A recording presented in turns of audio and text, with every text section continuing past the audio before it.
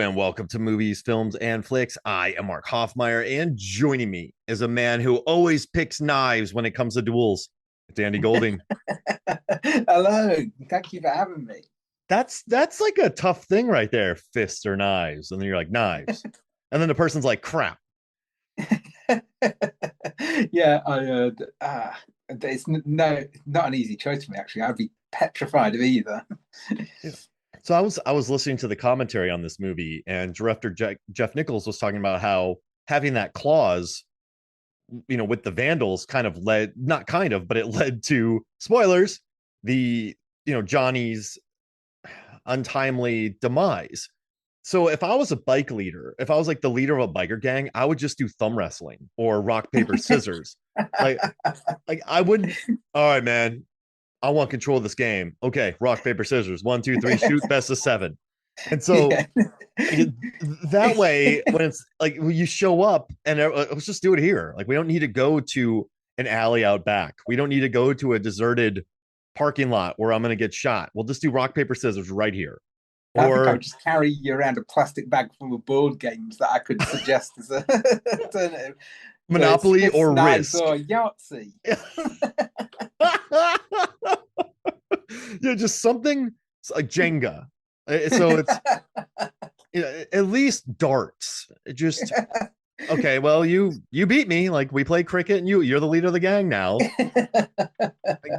I get why you do that, but this might have been different for everybody. It might have been a completely different game if it was Yahtzee, like gang, like just a chill gang. But oh man, well, listen, Andy, thank you for joining me. And Andy was a guest on Deep Blue Sea, the podcast, and we had such a great time with him. I was like, I got to get him on Movies, Films, and Flicks. And then at the end of last year, you had Bikeriders in your top 10. I love Bikeriders. I'm a huge fan of Jeff Nichols. I'm a big fan of Ben Nichols, who wrote the song Bikeriders back in the 2000s. So I've been aware of Benny and Kathy for a couple decades. I never read Danny Lyon's book, but I knew about the Bikeriders. So when this movie came out, I was like, whoa, is Jeff Nichols adapting Bikeriders? And I knew Bikeriders, the song, would be in the credits. And then I saw the cast. And it's just a really excellent, beautifully put together film. I mean, what do you expect from Jeff Nichols? But it was in your top 10. And I just want to know, like, because you live over in the UK, what is it about this very like Midwest American biker story that I guess the themes are universal, but like what led it to put it in your top 10? For me, it's that it's a Jeff Nichols film, Okay. really, because he I just love his films, and obviously, I'm yeah, I live in the UK, so that Midwestern sort of American thing is very it's exotic to me almost, even though it's very sort of down home. It's not played as exotic, but it's a different sort of world to me. So that appealed to me. I'm not interested in bikes myself or biker culture particularly, but I am very interested in these characters, and that is down, I think, to Jeff Nichols and the amazing cast that he's put together. Uh, so I sat down to watch it because it had come out. There'd been a lot of buzz leading up to it, and I thought, okay, this will be the Jeff Nichols film that really breaks through and is big, goes over big with everyone. And then it was funny, people seemed to see it and pull back from it. And I just kept seeing more and more complaints about people complaining about the accents, people complaining Uh, about it not having a plot and things like that. And I finally watched it and I thought, no, that's rubbish. This is fantastic. And I rewatched it just before this podcast, and it's gone up in my estimation. And I think it might even be my favorite Jeff Nichols film now. wow, that's awesome. Because there was a couple I haven't seen which I went back for. I mean, I may know the big one is Take Shelter, which everyone loves, and I had never seen it, so I went back and saw that. And Shotgun Stories was the other one I hadn't seen before. Watched them both, loved them both. So as far as I'm concerned, he's 6 for 6. I think he's got an amazing filmography that he's built up, and I can't wait to see what he does next. he really is 6 for 6. And Take Shelter still breaks me. That movie shatters me when I watch it. And a lot of people say that they're like, "Oh, it broke me," and "Oh, I watched a 7 Up commercial, it broke me." It's like, "Oh, okay, cool." But like this movie legitimately destroyed me. And and you know what I love about Bikeriders and Jeff Nichols in general is that he'll tackle mud, he'll tackle the Midwest, he'll tackle small town Arkansas. He'll go to places that are blue collar, and they're never insulting. None of these No. characters, like, you watch some of these movies about the South, and it's like, oh dang, oh man, oh, or growing up, I watched a lot of movies about the UK. It was like either really rich people or Cockney people, and you're like, what's going on over there? This one, like Jeff Nichols grew up, he understands the culture, he understands that, and so he's able to tell these very blue collar stories in ways that don't insult or Yeah. he knows how to make he knows that people who live in the Midwest are human, and people who live in Yeah. blue collar areas are human, Yeah. and I Well, love that. And part of me wonders with the Bikeriders if it would have been a bigger hit, if it would have been more testosterone driven. But when you watch this, it's from the perspective of Kathy, and she's yeah. calling these dudes candy asses. They're talking like she's like, oh, these guys are candy ass. They take off their stuff, and like that was actual quote from the book, which I loved from an interview. So she's in Danny Lyon's book of Bikeriders, and that's an actual quote from the original Kathy. But I love that it's from her perspective watching these guys, and nothing gold can stay. And you start a biker gang, and you get bigger and bigger and bigger, you're going to lose control of it. And I think it's done really well. And I think it tackle, and most importantly for me, I think it tackles masculinity really well. It's Yeah. not just like it's not just like raw, raw, Top Gun or Torque or Fast and Furious. And there's a lot of conversations in this movie. Like one of my favorite.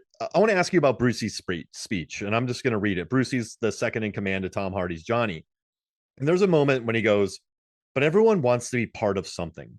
I mean, that's what it really is. These guys don't belong nowhere else, so they belong together. I can't explain it to my parents. They don't understand the way I live because bike riders, a lot of people seem to think that bikes lead to something negative. That's why they think that's why they think guys ride them. They think it leads to something obscene. I don't know why, but obscenity and motorcycles travel hand in hand. That's what everybody thinks. Anyway, and you look at the people who join the gang. You have Michael Shannon's character who was just told that he's an undesirable Zipco. He's an undesirable character. You have Benny who he's alone, the epitome of a lone wolf. Cal moved from California there to be on his own. Brucey doesn't get along with his parents. Cockroach is just a weirdo, eats cockroaches.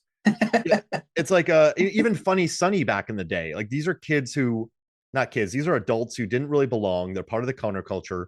The 60s was big on that with the Vietnam War in the States. And I think they just wanted to get together and be together and eventually got corrupted. But I like that, eventually too, if you're part of a biker gang and you take obscenity with it or it leads nothing good, you start to believe that. You start Yeah. to believe that you're no good. So I think it tackles some really interesting issues about just kind of, I don't know, masculinity at the time. They don't try to make it sexy or awesome. I mean, Tom Hardy started the gang because of the gang because of a Brando movie. It's a very interesting way to tackle a motorcycle gang movie, and I just I love think it. so. Yeah. Yeah. It's and I had a note about the first scene where they do they uh, have the challenge to Tom Hardy's character so good when they first have the fists or knives thing. And I think the average person who made a biker film, they would have made this a very tense scene. They would have made them square up to each other, big masculine guys. But it's it's actually quite a funny scene because it's presented like an administrative process where no one's Yeah, quite sure what they're doing because it's the first time it's happened. So like, it's like fists or knives. Oh, well, I don't want to kill you, so fists then. Yeah, it's just so well done. It's that awkwardness that would be in that situation, and they do. I mean, after they have the fight, it's like they're back to back to square one again, aren't they? He says, "Yeah, yeah, sure, you can have it. I just wanted to let you know that I make the decisions." So it tells you a lot about masculinity without having to just resort to these cliches of muscle men like face nose to nose and like clenched fists. And I thought it's a brilliant decision to have it from Kathy's point of view. I think she provides such a strong through line, and Jodie Comer, I think, is Oh, fantastic in this film. I yeah. think she's absolutely brilliant. I think people complained about her accent even, Ah, but I think she's. I think it's such a good performance. In fact, I think it's full of good performances. This film, but it's the sort of thing that doesn't get Oscar nominations for the performances because it's such an ensemble that they wouldn't know what category to put them in. You, like who is the you couldn't pick out a single protagonist. Sometimes it focuses like more heavily on Johnny, sometimes on Benny, sometimes on Kathy, and so they would all end up in supporting actor, and yeah. it's I think It's that does them a disservice because I think they're all lead really, but um, Hardy should have been nominated. Uh, I think so because people had a problem with him, didn't they, as well? it's I just think he's great. you watch It's this entire film and then you step out of it going the accents were weird. No, listen, I have heard much worse accents in yeah, my day. And it's just crazy that people walked out of this going the accents aren't good. And it's like yeah, this Jeff Nichols made a film and all major people like companies, publications were yeah, the accents aren't great. And you're just thinking, no, guys, like look at the themes. And also, Disney was going to be released by Disney. They dropped it. Focus picks it up. But I think the reason why this wasn't too much in the awards contention is because it's not Goodfellas. It's not Bike Fellas. It's not Scarface. It's not the rise and fall of a bike gang. The bike yeah, gang does become I think more like a bike buddies, which they're kind of a crew, but they're not. But they can take their jackets off. One of them yeah, wants to become a cop. Cockroach wants to become a cop, but like it becomes a gang pretty much. No, it does. It becomes a gang. This yeah, yeah, this force of just nature, evil nature comes in and takes it over, and it becomes what we know as the outlaws, the vandals, the Hell's Angels. But by doing that, it's not like it's Benny is a guy that you can't base a movie on Benny no, because you know what I find interesting about this movie too is like, there's a scene where there's the main crew's gotten together, they're hanging out. There's another biker gang. They get into a little bit of an argument. They're going to talk like Tom Hardy's character is like, "Hey man, like this guy. Well, I know this guy. Well, you can go get his thing." So I work. Then they're working it out. Benny just comes up and starts a fight, and like Tom Hardy's like, "What were you thinking?" He's like, "I wasn't thinking." Like Benny is a guy who, as Austin Butler says, is broken. He had childhood trauma, and when things get too real, he's like, "I'm just going to leave." When people depend on him, he leaves. What's interesting? When Michael Shannon is telling his stories, he leaves. He's not equipped for that. So you don't want to yeah, base. And he's not like James Dean. He's not Brando. He just wants a couple beers and some buddies, and he doesn't want. So you can't base the movie on that. Johnny's great, but you know Johnny's just it's actually it's pretty. He's a trucker dad who starts a gang, but he's half a gangster, and he has to like quantify that in his head, and then he's killed. Like that's interesting, but I like that they kept the book being the central focus. I mean, if that's what inspired this, you have Mike Feist as Danny Lyons, and Jodie Comer just dropping some of the most amazing Midwest dialogue ever. So I think like Scarface, right? There's always that super high that yeah, you get. There's none of that in this. This is just a tale of a biker gang that came and went. And yeah, but that's Jeff Nichols though. Like I don't yeah. think have any of his movies been like raw, just like yeah. I don't know why I said Exactly. raw. Um, but No, he very much he does take a. It's like take some like midnight special. A lot of people were disappointed when they went to that because they thought they were getting Spielberg, and obviously that's not Jeff Nichols' approach.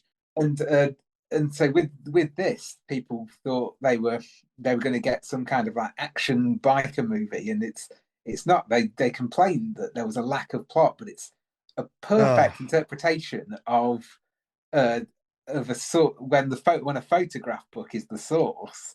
It plays like that. It's like thumbing through photographs and seeing various kind of vignettes, and we do jump around from person to person. It's like flicking through photos. geez, that's a great point. Do you think the problem with that though is that people don't know it's from a book? Because how many people do research, right? So it's Yeah, Austin Butler, like, oh my gosh. And then, well, no, you're so right, though. This movie is a series of vignettes with some gorgeous shots. I mean, I love when they're riding. I mean, the actors all rode. Austin Butler rode. Norman Yeah, Reedus is a motorcyclist. Tom Hardy's a motorcyclist. The actors are on these. The costume design is gorgeous. And yeah, it's yeah, man, I yeah. love this. And I think you don't. I think you shouldn't have to know. I mean, it works. It works well as in, when you know it's an interpretation of a photograph book. You say, oh yeah, I see what he's doing. But I don't think you should need to know that. It play if you're the sort of person who would love to thumb through a book of photographs, then you should get that same kind of buzz from this film. Maybe there's just not many people who like to look through photos, but that's the sort of thing that I love, looking through photographs, trying to work out who these people were in them. I mean, that's another thing that Jeff Nichols does. So back to what you were saying about him not resorting to sort of yeehaw stereotypes, and you can see in this he gets across so much with so little. Like a character like Brucey, I felt like I knew him well enough that I was affected by his yeah, death, and yeah, I couldn't tell you much about him as a character, but so Jeff Nichols manages to put someone on the screen and have you engage with them, even without giving you a lot of information, so that then when something like that happens, it hits you.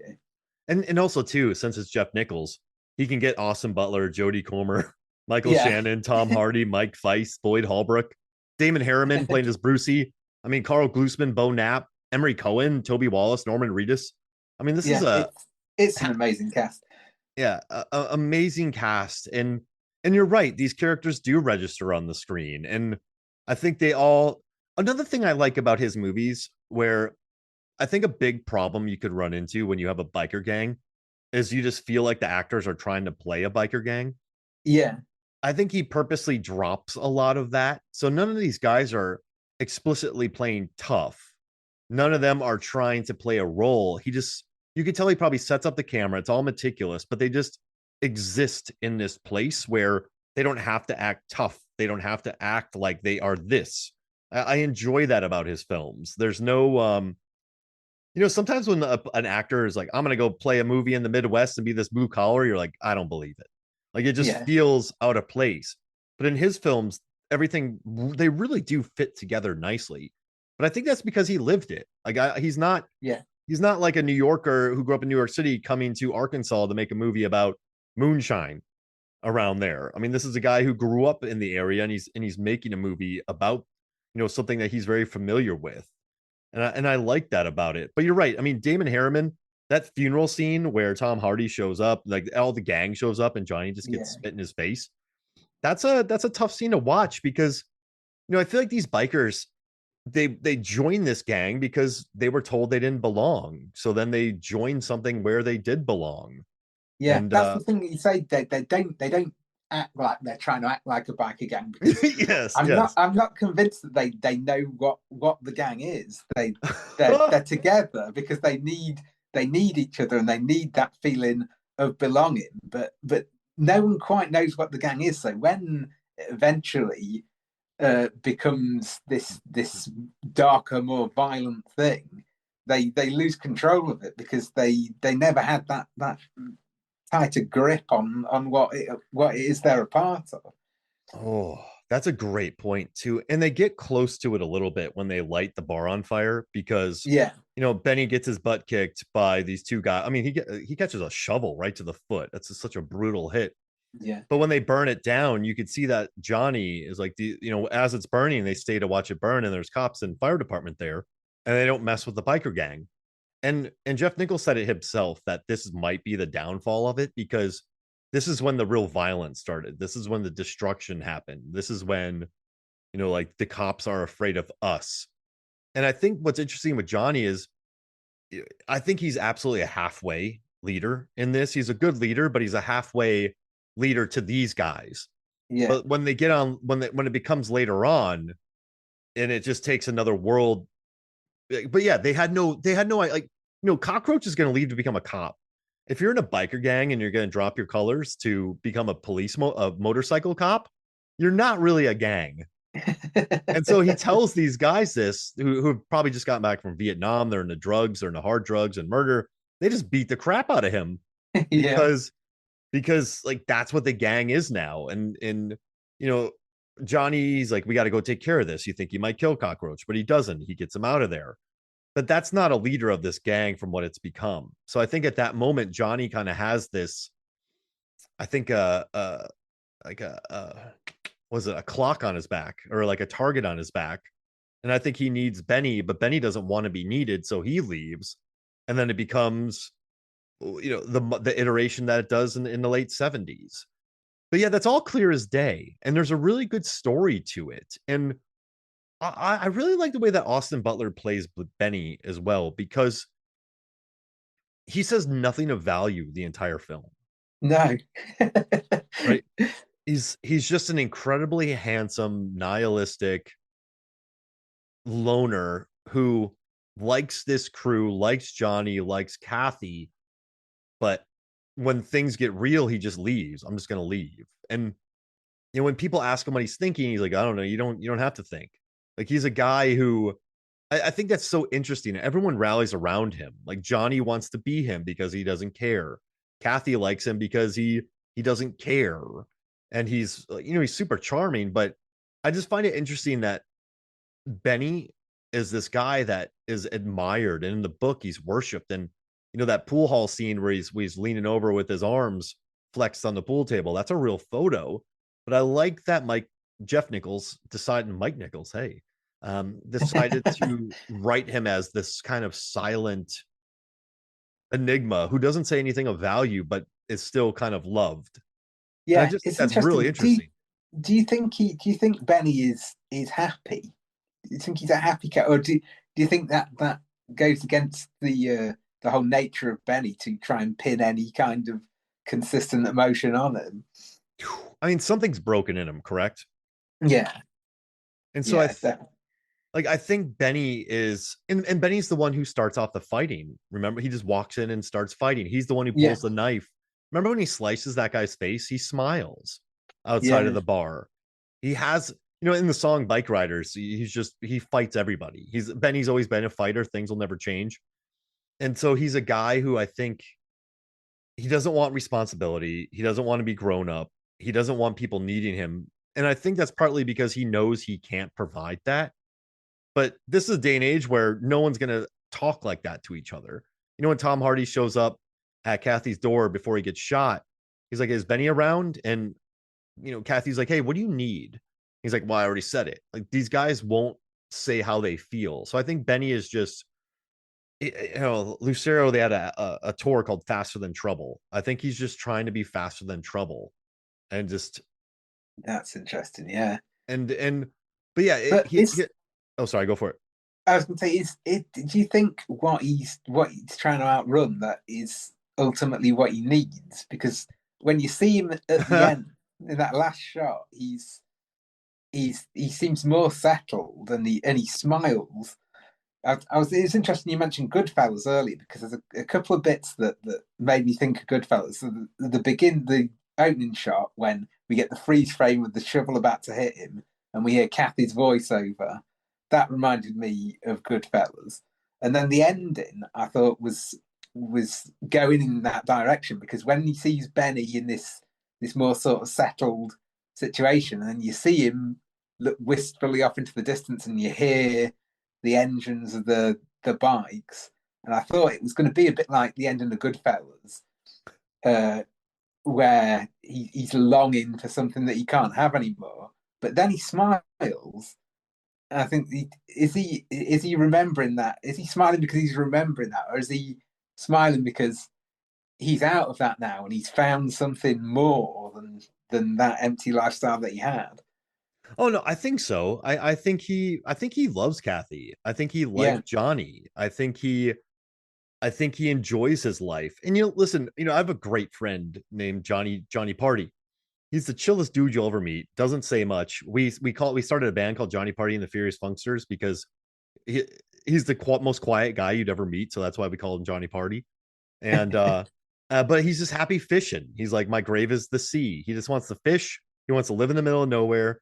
He works outside. He just wants to work and like fish and hang out with this kid and live that life. And I think that's Benny. I think Benny's happy working, happy being there. I think he was just trying to outrun everything. I think when you and also too, this is the 60s and 70s when a lot of men who are maybe suffering from abuse or PTSD, they don't know what that is. No one's helping them Yeah, with that. So I think I know we're getting serious here, but I think Benny is a guy who in the court, like Austin Butler said, that has trauma and he's just trying to exist. And I think, but I think he's doing the right thing. He doesn't want that. And I think eventually he settles, but it's up to, I mean, you know what I love about Kathy? You look at a lot of the ladies in the biker gang, they all start dressing like biker ladies. Kathy's always Kathy. yeah, Kathy is never not who Kathy is. And that's what I love about her. So I think she fought for him. She didn't want him just to be a fighter. She didn't want to live that life. She didn't want him living that life. I think he just had to get there with her staying honest, true to him. And I don't know, I dig that about her. Like I think she yeah, eventually broke him, but I think he needed that time on the road. I don't know. And then he shows up and cries. Oh man. She's like, my dad only cried 2 times. And then he shows up when Johnny died and he cries. That's yeah. that's another interesting thing about masculinity. Like my dad only cried like I only saw him cry twice.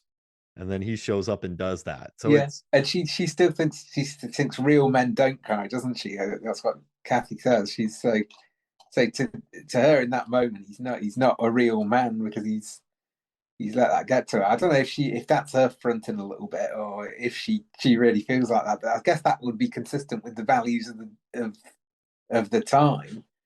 It's I think she loved it. Not loved it, but I think I think she knows that Benny is a guy. Like I think she knows who Benny is. She knows Benny's tough as nails. He's gonna keep fighting. So when he does that, that's not like a moment of weakness. That's just more of him. Like, I guess we what she I guess what she's saying, like men don't cry except for like when your dog dies or your parents die. yeah. Like, and so he kind of does that. So I I don't know. said that would fit. Yeah. I don't think she looked down on him for that. No. I think they both needed that. I, I love that. I think it's one of Austin Butler's best scenes in it is where the scene where he hears about Johnny dying in the bar, and you see him process it. You see him. You can feel what's going on inside him, but he gives so little away in that scene, and that's really really hard to act. Like putting something across without being able to outwardly express it. I think Austin Butler is. Uh, I mean, I loved him in Elvis. I didn't think Elvis was a great film, but I thought he was fantastic in it.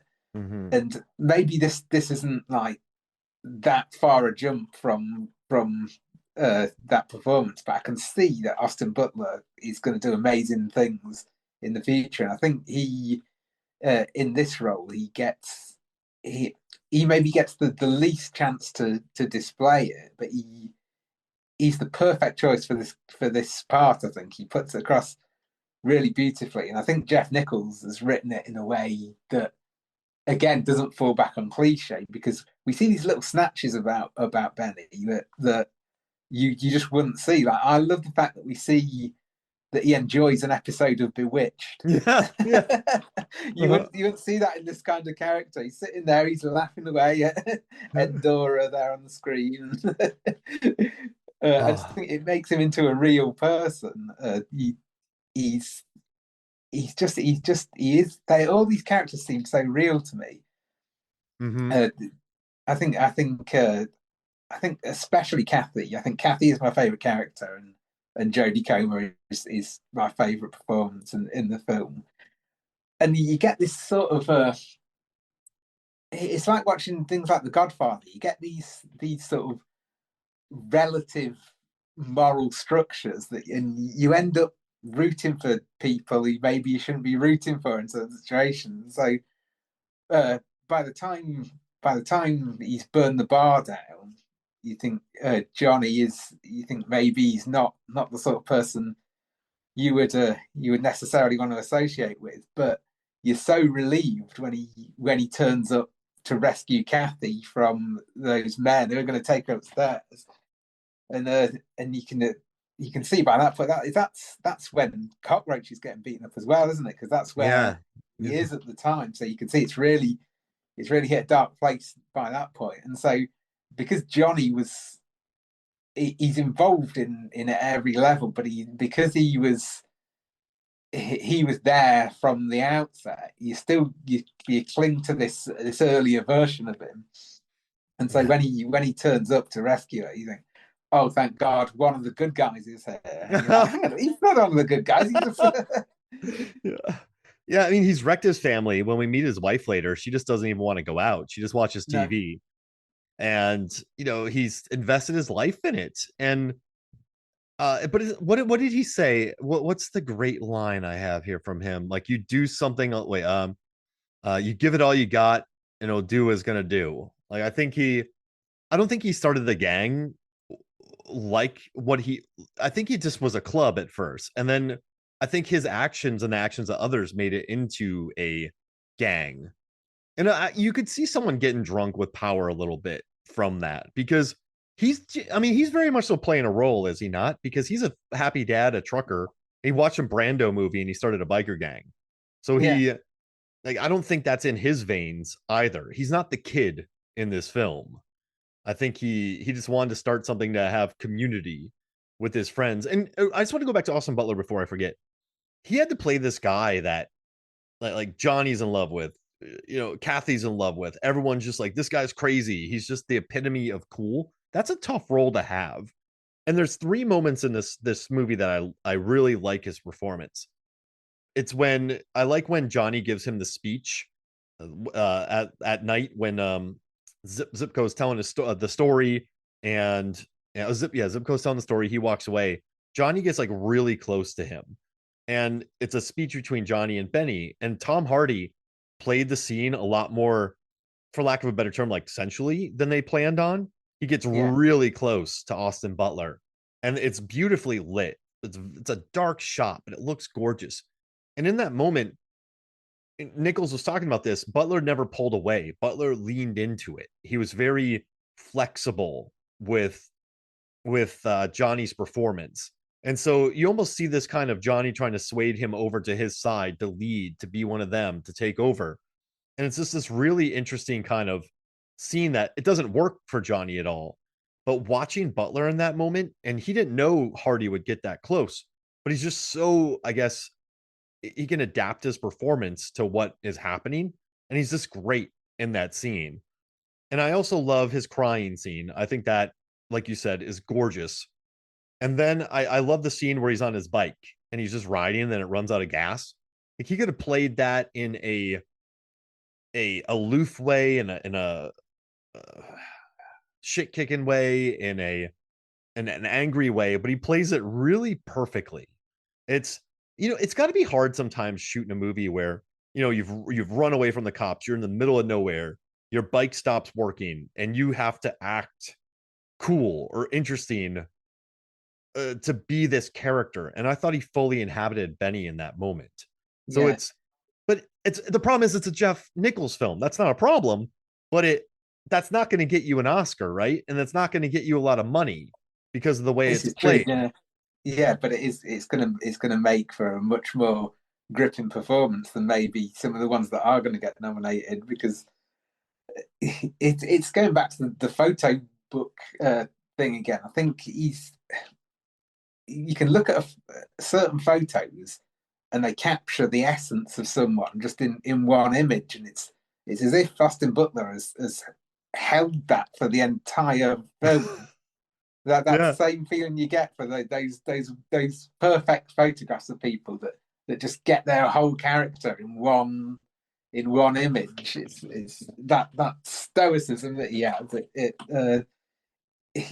It just puts everything across, even though it seems to someone who's not watching properly, it would seem like he was not changing the whole time. I mean, but it's a real performance done with so little, such subtle detail that people will see in a non-performance because they're not tuned into the style, I think. Yeah, that's a great point. And also, Benny was revered in the book, and everyone revered him because he didn't care. Like, he Yeah. just, like, what were you thinking? I wasn't thinking. And then, did you really run 7 stoplights? It felt like more, but I guess that's it. Like he's just like the stuff he says is so cool. But if he tried to play this as tough, if he tried to play this like James Dean or Brando, or Yeah, if he tried to play this any other way than what he does, that character would ring false. Because the point of Benny is he's Benny. Like yeah, he doesn't if he sees his boys getting messed with, he's gonna throw. He's not gonna take his bike off. He's gonna keep going. And I think when you've gotten to that point in your life, you don't have to act tough anymore. And so I think he does it well. And I think Butler's looks work as well. Like I don't know if necessarily he's a physical force, but I do think that he plays a guy who was a club legend well because he doesn't try to play him like a legend.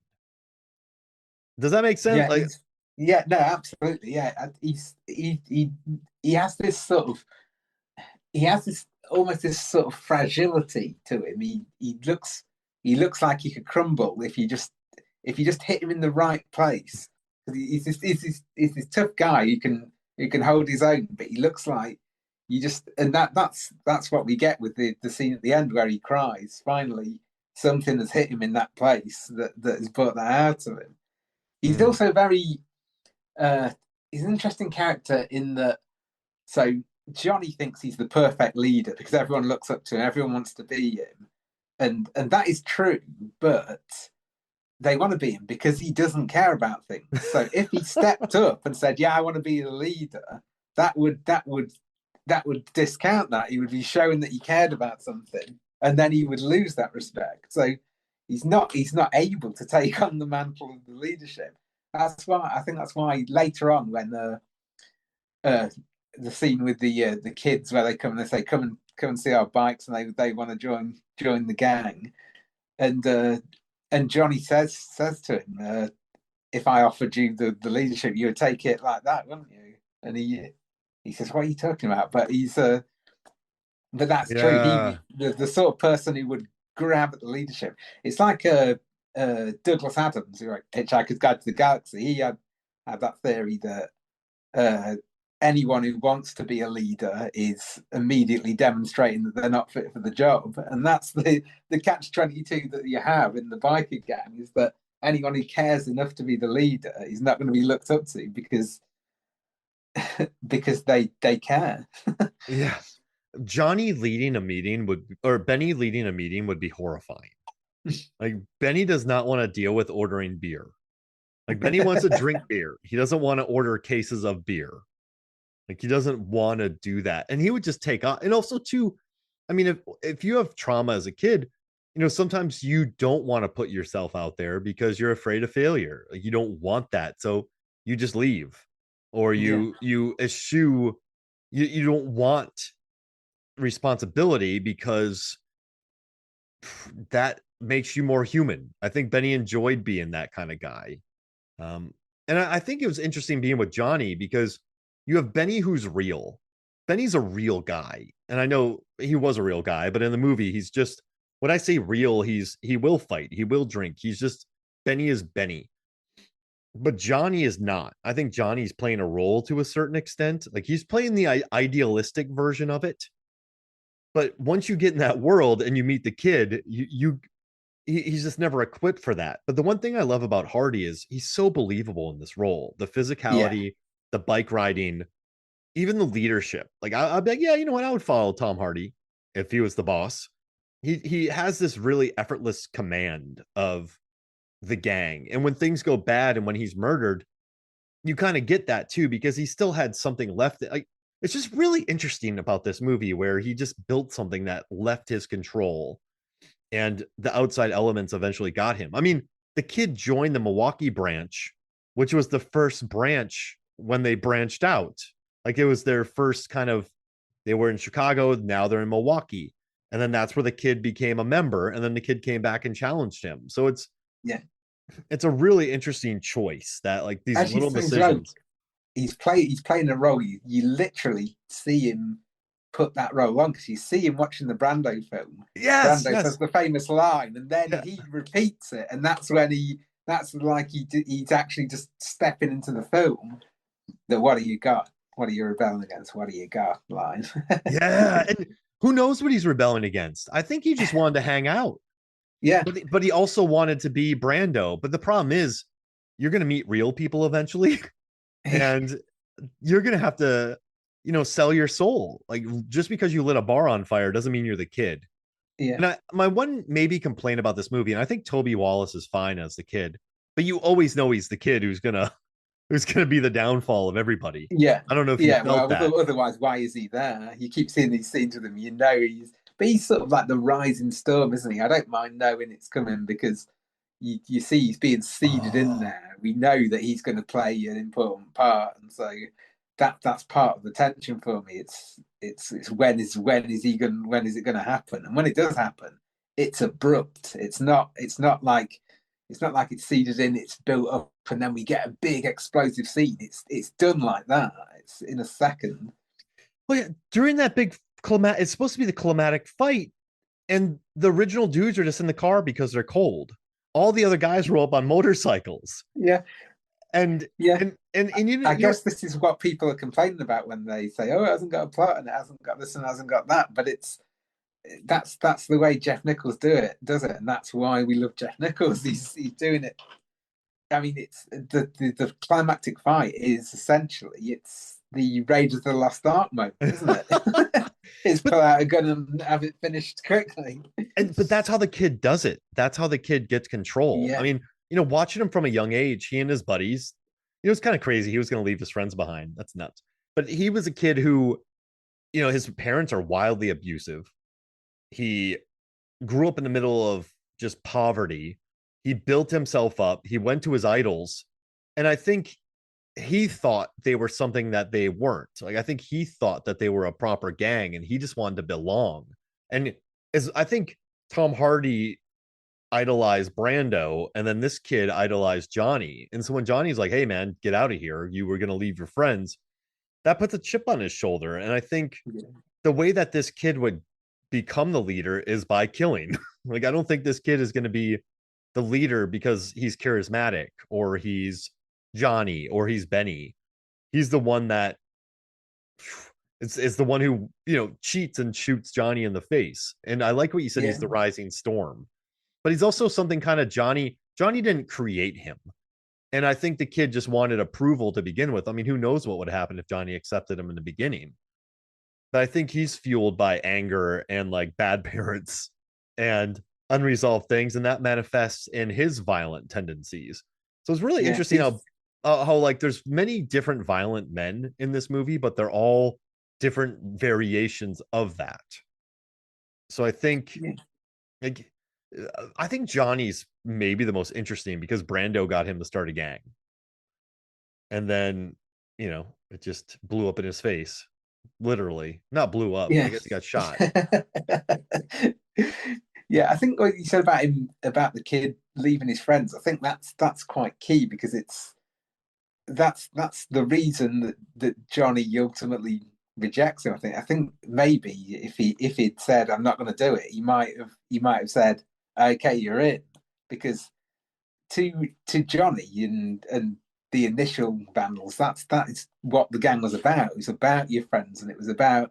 Whereas to the kid, it's not. It's about that being part of the gang. It's more important than being with his friends, and so that immediately differentiates him from the whole ethos of what Johnny was trying to put together. Whoa, yeah. But he just wanted it so bad Yeah, that he saw him. It's and yeah, I mean, listen, I guess if you're saying there's no story here, you just I guess you're not immersing yourself in the experience. Like, you got to just sort of live with this. And like you said, it is a snapshot. There's a lot of beautiful frames in this movie. And it's always a bummer when really good films don't go out of their way to be more mainstream. And I think they kind of suffer a little bit, but the people who appreciate it really do appreciate it. And um even with like Take Shelter, there's huge speeches and there's very dramatic moments. This isn't really that. So I find this experience to be quite interesting, but I think it looks gorgeous. I think the costumes look great. I watched an entire thing on how they got the bikes for this. I mean, they had to find bikes from the 1950s and 60s for this film. And Jeff Nichols told his stunt coordinator, like, do not get me in trouble. Don't bring a bike in from the 70s. Don't, like, I want all period appropriate stuff. Yeah. But I think he cast great. Like, he met Norman Reedus at Cannes. Jeff Nichols did. And he's like, hey man, I'm making a movie about the bike riders. And Norman Reedus went, what? And he was shooting his TV show and he flew down for 3 days. It cost him more money than what he got paid to be in the movie, just so he could appear in the film The Bike Riders. So I love that about him. And it's interesting, like, he came from California and he joined up with their crew and he became part of their gang. And I think one of the more powerful moments is that party scene with the red dress, because that's such a shift it shows Yeah. there. Man, like, you were like, get out of there, Tom. Like, Tom Hardy's a tough guy, but you're like, guys, get out of there. Don't do it. But yeah, that's what do you think? Johnny knew he lost control, right? He knew he lost Yeah. control of the gang. Yeah. He knew. Do you think that that is part of why he's trying to hand it over to Benny?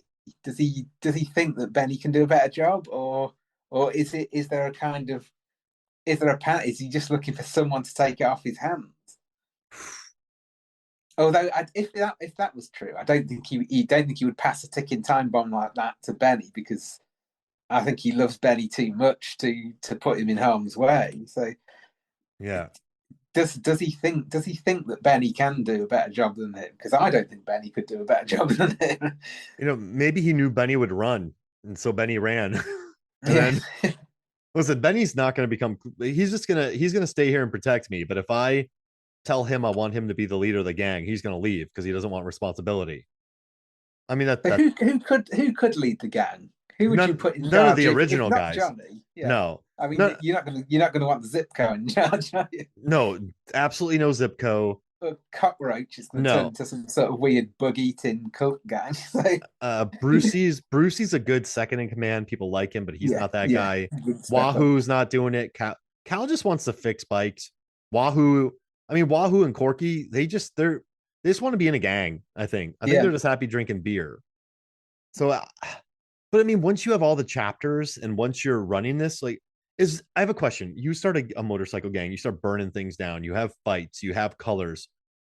Is there any good way, and you start expanding? Is there any way that that's going to end well or not in crime? I don't think so. It's any kind of gang that gets too big is always going to attract the wrong sort of element, isn't it? Yeah. And is there any leader who can keep control of that? You're always going to get in a gang mentality like that. You're always going to get people who want to be the lead and they want to step up, and I don't know if there's anyone strong enough to. I mean, I say even the strongest person, you don't know when someone's just going to pull a gun, and that's how these things work, isn't it? You can be the strongest person in the world, but if someone comes armed, then you're done for. Mm-hmm. And like, Tom Hardy was trying to fight with honor at the end. The kid's just going to shoot him. There's no way the kid doesn't shoot him. I think he knew that.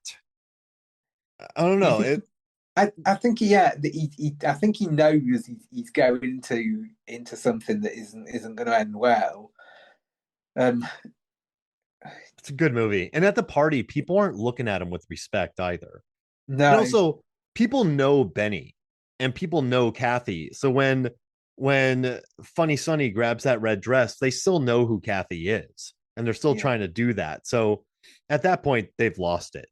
And yeah, when I know Johnny saves her, but when he's walking through the party, people aren't looking at him with respect.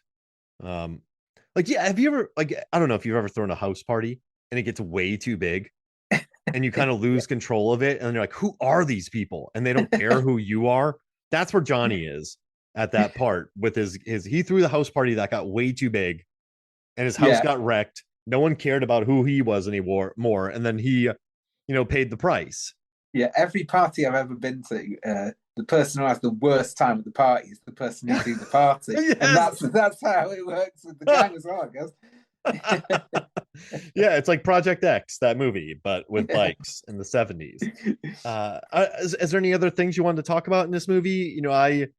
We talked about Benny. I love that he doesn't really have much to say. I love that the movie's quite vibrant at first, and then it I mean, like any film, Scarface, Goodfellas, it's always vibrant and then looks, slowly um becomes more static and Yeah, claustrophobic. But it's a good movie. I don't know. I just think it's very. I just like the way it tackles masculinity because there's not many movies that tackle masculinity like this one does, and it's nice when you have a director and actors who understand that. It's it's a it's like I know these guys are a biker gang and I know that they have problems, but it's really interesting how they joined this gang because they had nowhere else. And because they were bikers, they probably started believing they were bad. Then everyone told them they were bad, then they became bad. That yeah, the kid never had a chance. Johnny turned him away. Everyone turned him away. So he's not going to get power by diplomacy. He's going to shoot somebody. It's a really interesting look into just men and women. Like I love Kathy, yeah, just calling everyone candy asses, yeah. and He, just he, he did she, he did the right thing by yeah, giving Kathy the narrative voice. That is a brilliant move. And then, but then it what a lot of films about masculinity do is boil it down to nothing. They yeah, just yeah. they just present you with the like seven of the most toxic people imaginable who are all boringly similar. And they just, I mean, even some of the big Scorsese films that are celebrated for looking into fragile masculinity, even some of those scenes can be a bit one note. Just the repetition of did you f my wife and all Yeah, that. yeah, yeah. What we have here is such a. I mean, there's the same kind of flaws to each of them, I suppose, but they all manifest in a different way. So it's just such a good range of characters, and they're all masculine in different ways, and they're all losing their Fla- masculinity in different ways, and it's and flawed and, in and different Kathy is ways. that in a way. Kathy is the most powerful one because she has control of the story that we're watching. She's the one telling the story. Maybe Kathy would have been the best leader of the gang. Well, she And never she would have changes, wanted. right? She sees through it. They don't want rules, but then they make rules. Yeah. I love that speech. And one thing that's really interesting about wait just a second. The printer went off. It's haunting me. Oh, Um, oh man, where was I? I was Kathy. Kathy, they don't want rules, they make rules. I had a good point, but then I Yeah, lost he it. said one thing that's Oh, interesting. That was a really. oh, let's see. I don't know. I lost it. I'm tired. I got up at 5, so I'm like, what's been? Oh man, you were sweet. No wonder you went to move it earlier. Let's see. Where was I at? So we were I had saying a I had a point. we were saying Kathy Let's see. Kathy Kathy. recognizes the problems with it, that they don't want to have rules, but then they make rules. Yeah. All right. So And like, one thing that's interesting, and then the printer went off.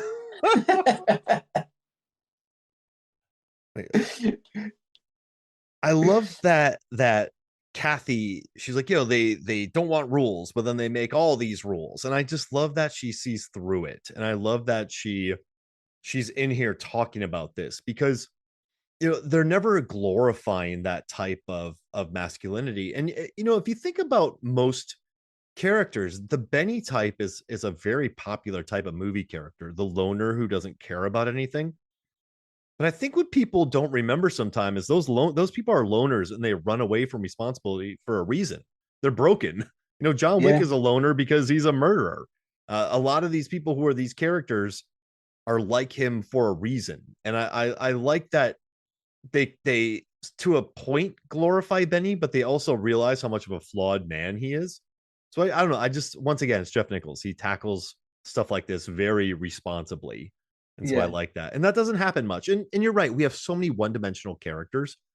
It's kind of nice when a movie comes out like this, but once again, it's not what audiences are really used to. So it's like people automatically assume it's like a stupid movie about like toxic masculinity, and then other people are like, wait, it's not a movie about toxic masculinity, I hate it. So you kind of get Yeah, two worlds of people rebelling, but I love it. I love this yeah. film. And I think once we push past that initial reaction, maybe this will be a film that kind of comes into its own as people come to it knowing more what to expect, and or it finds that audience that are gonna love it. listen to this. Yeah, go if you haven't watched the movie, go watch it. It's great if you're listening to this. And Andy, you also said that you put together a top 5 list of Yeah, motorcycle scenes. yeah. I thought it'd be interesting I want to to, look at biker films or biker scenes. So um, I didn't. Yeah, I wanted to look at some more unusual ones. So obviously there's Easy Rider, there's the Wild One. Those are the ones that people think of yeah. first. But I pushed those to one side. And the first thing that came to mind, there's a 70s film. I don't know if you've seen this, a 70s film called Psychomania.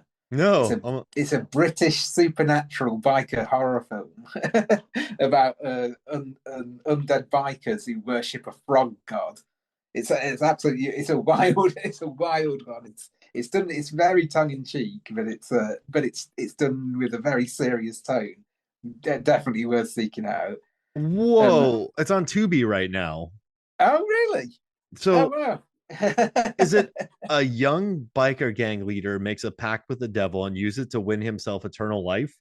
That's the one. Yeah, His that's gang the one. follows suit and join him on a rampage across the country. Would-be immortals have first to kill themselves, and if their faith wavers at the last moment, they do not come back. That's Yeah, that's crazy. the one. That's the one. Yeah, yeah. Well worth a watch. Uh, Number two, I thought I'd go with one of the lesser known works by the Razzie winning director Francis Ford Coppola, Rumblefish, which is Yeah. I think Rumblefish is a great film. And I think Jeff Nichols even mentioned it as a bit of an influence here. I mean, you kind of have to. It's a gorgeous movie with a lot It of is, great yeah, bike scenery. yeah. It's going to. I'd have Rumblefish in there.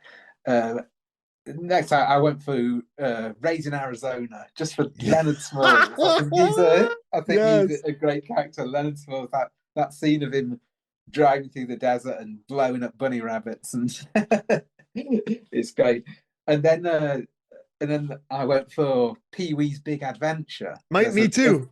Yeah. Oh, you got it in there. The Yeah. tequila scene. It had to be in there. I think And that's a great biker scene. the wide shot of him driving into the sign is one of the funniest cinema moments ever, for sure. I love that film. And then, well, initially I had a few other contenders on the list, but then last night I watched this film and I thought, well, this is a bit of an outsider, so I'm going to go with this. I'm going to go with Thelma because I think the way they use the mobility scooter in that really shows that is the Harley Davidson of the retirement community. Oh, that movie rules. June Squibb is amazing. Or Yeah. no, or should I say Alexander Skarsgård? Right? No, Bill Skarsgård. Did you see her Oscars bit? No, I didn't Oh, know. she said 50% of the time she's Bill Skarsgård in makeup. And she's like, the real June Squibb is at home watching TV. Uh, She's got now. She's 95 years old. She was 93 when they were making that, and she did her own stunts on that mobility scooter. So I think maybe June Squibb should have led the gang. she'd be the nicest gang leader ever. Oh, I love her so much. Mine aren't as like creative, but I just went back to my youth. So what this is what I was thinking. I was kind of like Johnny watching this movie got influenced and he wanted to start a biker gang. So I started thinking about motorcycle scenes that I loved as a kid that I often think about. So I went back to my youth, and some of these are bigger movies, but I'm going to start with Top Gun because just Tom Yeah, Cruise on a motorcycle, and that actually boosted motorcycle sales and Navy enlistment yeah, and let's see, aviator classes. The sales yeah, for those went through the roof. yeah. I'm But pretty then, sure the VHS had a Coca-Cola advert, and or was it Pepsi advert yeah, on it, Pepsi. tagged on it, and that went up as well, didn't it? Yeah. Oh, I want that VHS tape because that was one of the first ones that was affordable to get it because of that Pepsi ad. I love his motorcycle stuff, and I'm recently going through his filmography again with a running thing, and I just remembered that. I was like, I got to add that. Then I got to add Hot Shots because I love Hot Shots, and it's Charlie Sheen Yeah. on a motorcycle, and there's a lady on a horse. It's just the dumbest scene, but I added that. Also, two movies I watched growing up a lot as a kid, and two of them, it was Terminator 2. I mean, that Oh, just that yeah. motorcycle chase, and it's a boring pick, but it's just a great motorcycle scene. I don't think you could ever use the word boring in the same sense as Terminator 2.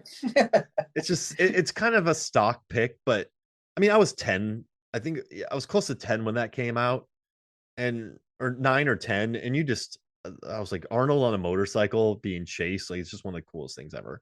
And then also, I love Indiana Jones and the Last Crusade. Oh, I don't know yes. why, but growing up, that's what was played at every camp I went to. I don't know why that Raider. I know I probably what Temple of Doom wasn't, but I very rarely watch Raiders of the Lost Ark.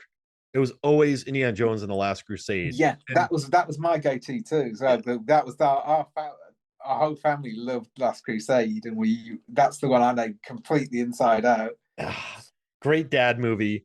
And but that scene where they're in the motorcycle together, and he what was he jousts a Nazi off a bike, and then he's real pleased with himself, and his dad is just annoyed. It's just something that really has stuck with me over the years. And so whenever I see bike scenes like that, I always think about that. So not the most original picks, but I just wanted to include ones that came out of my memory and influenced me from when I was younger. Yeah, that's really interesting because it's Top Gun. It has those bike scenes, but I mean, it's kind of bikes of the air, isn't it? It's like a bike cafe all the way through. It's like, how do we make this man the most manly man ever? He rides a motorcycle. He's a maverick like Benny. He oh no, he plays volleyball, which is insane, and he's just a pilot who washed out, but he's because he can't follow rules, but he also rides a motorcycle. Have you ever been on a motorcycle? I have, yeah.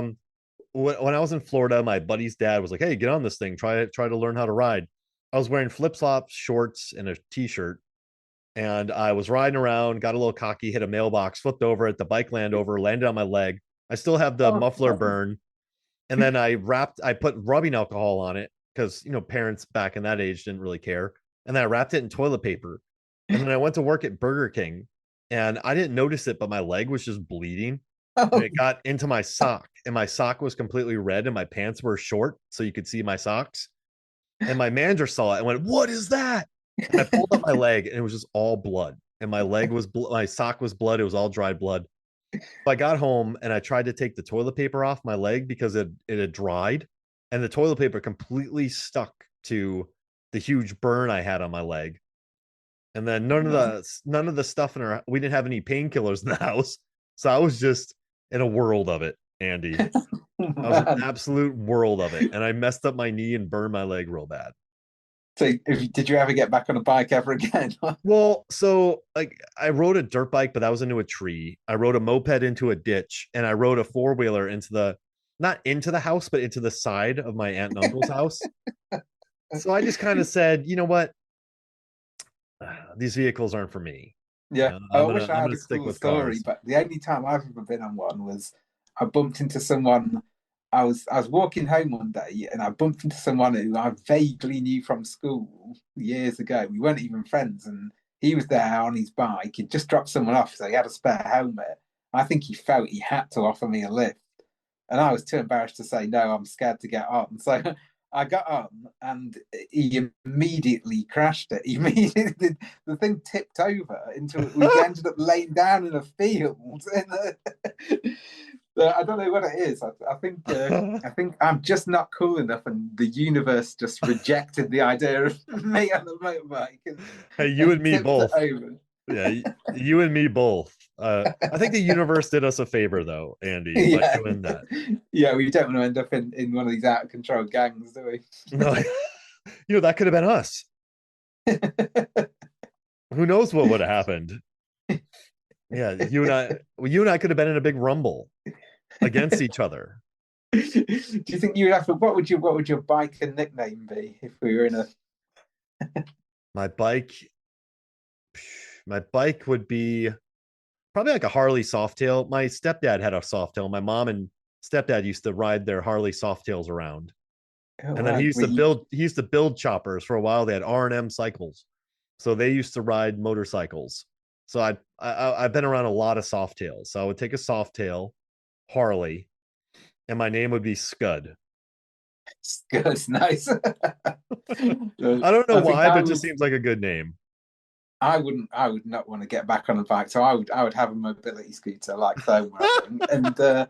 And my name would be I guess my thing, because I'm a stay-at-home dad, I kind of like to care for people. So to keep that theme of caring, but to give it that sort of edginess that a biker gang requires, I think my name would be Sick Bucket. my my son's just recovered from a little bout of sickness, and I've been holding the bucket for a few days. So I'd take that Sick, as my biker name. Sick sick Bucket's bucket and there on its Scud. mobility scooter. Sick Bucket and Scud. That is a great name for some. We've got to make something called Sick Bucket and Scud. Yeah, we need to start a band. Sick, Scud and Sick Bucket, or yeah, Sick Bucket. That flows better. Sick Bucket and Scud. That's a TV show right there. I was speaking of band as well. Just you mentioned it. I've got to briefly mention the soundtrack Oh of my the gosh. Bikeriders because it's fantastic. It's at the minute on Facebook, I'm counting down my 100 favorite albums of the 50s. I love 50s music, and there's a lot of great rock and roll and loads of 60s music as well. And this we've got. I just started writing down some of the people who are on it: Gary U.S. Bonds, the Shangri-Las, the Animals, Count Five, Dale Hawkins, Bo Diddley, them, the Sonics, the Stooges, and then the band that I didn't know until we started doing this, who you introduced me to, Lucero, who I'm becoming a big fan of. I'm trying not to go through their discography too quickly because I want to savor it. So I've been listening to Nobody's Darlings on repeat Oh, for the last week or so, and I'm ready to move. What album do you think I should go to next after Nobody's Darlings? oh my gosh. Well, that much further west. Have you listened to that one yet? No, I haven't, but it has that song. Now, what's that song on you recommended? And it's Oh, great. my You gave tears me don't three matter. songs. My That's the one, yeah. yeah. Oh, such a good song. That's on that one, isn't it? Yeah. We're going to Okay. their unplugged performance next week, so I'm looking forward to that. Oh, wow. My wife, she got me that song. My tears don't matter much. Ben Nichols wrote the song, and it's framed in my house. That's amazing. Yeah, so I have tears don't matter much, and I was in a band called the Brewskis, and we had a song called Light Beers Don't Matter Much. So it's just it was the same thing, totally different words, but the same. It was a cover song. It was basically Light Beers Don't Matter Much instead of My Tears Don't Matter Much. And we had like it was really bad, but that makes me so happy, man. Nobody's Darling is just an incredible album, and oh, I love that. I love Lucero so much. And so, Yeah, well, I'm so dying now. So I'll I'll have to let you know as I work my way through the albums. what's your I'll favorite? let you know. What's your favorite songs from that? I mean, I'm putting you on the spot, but do you like Oh, the War? Like, what do you? the war is good. Yeah. Let me just get it up there. Nobody's Darlings now. I Remind love. myself of it. There was one I was listening And to. hey, does the cover look familiar for Nobody's Darling? That's Um, kind of like Benny with his hands in the oh thing. yeah, yeah, of course it Oh, is. and like Bikeriders is on there. Watch it burn. Nobody's Darling. Oh my gosh. Yeah, hang on a minute. I'll tell you what my favorite is in a second because I forgot what it's called now. But I was Last Night in Town. Last Night in Town. I think Oh it's a great yeah. song. Man, what a No, great album. yeah. Oh, Hold Me Close is great as well. Yeah. So yeah, it is a great album. Yeah. You see, I haven't moved on from it yet. That's the thing. I've been listening to it. I've got all these albums to come from them, and I just can't move on from this one because it's so good. Was it she had a weakness for writers, and I was never that good with the words anyway. I love that song. Yeah, Oh, brilliant. All right. You got me thinking about Lucero. They're the best. Oh, sorry. That We was can from we their can album Lucero. There's a song called Night Like These. I thought it was on Nobody's Darling. uh, But there's a line. She had a weakness for writers, and I was never that good at the words anyway. I love that line. Super emo and motorcycles and all that. But hey Andy, where can people find you? Where can people listen? I think most of my stuff is on Blueprint Review, where Great I site. write. Yeah, Blueprint Review website. Yeah, blueprintreview.co.uk, where I write about upcoming releases, but I also do a lot of full chronological rewatches of directors' filmographies. I've just finished one of actually two actually. One of Douglas Sirk, the famous director of Hollywood melodramas, and I've also done one of Don Bluth, who did all those 80s films, 80s animations like American Tail and Secret of Nim and all that. Nice. So, so they're up there at the minute, and I'm going to start working my way through another director soon and start ranking and reviewing those. So you can also find at spoilerpodcast.podbean.com. That is a podcast that I used to appear on. The podcast is over now, but there's loads of episodes to go out there, and it's just a film, TV, and book review podcast where we just review things in their entirety without fear of spoilers. Nice. I love it. And listen, Andy's great. So read his stuff, listen to his shows, listen to our Deep Blue Sea the episode, Deep Blue Sea the podcast That was a episode. lot of fun, that episode. Yeah. This one's a little Hopefully you have different, me but back on there again soon as like well. Deep Blue Sea is just insane. So this one's a little bit more focused, but Well, I've I love it. enjoyed both, so hopefully this won't be my last appearance on either. No, absolutely. You'll be back. Well, hey, thank you so much for joining me. No, thank you for having me. All right. So for me, Mark Hoffmeyer, for Andy Golding, this is the Movie Sons of Flicks. We'll see you next week.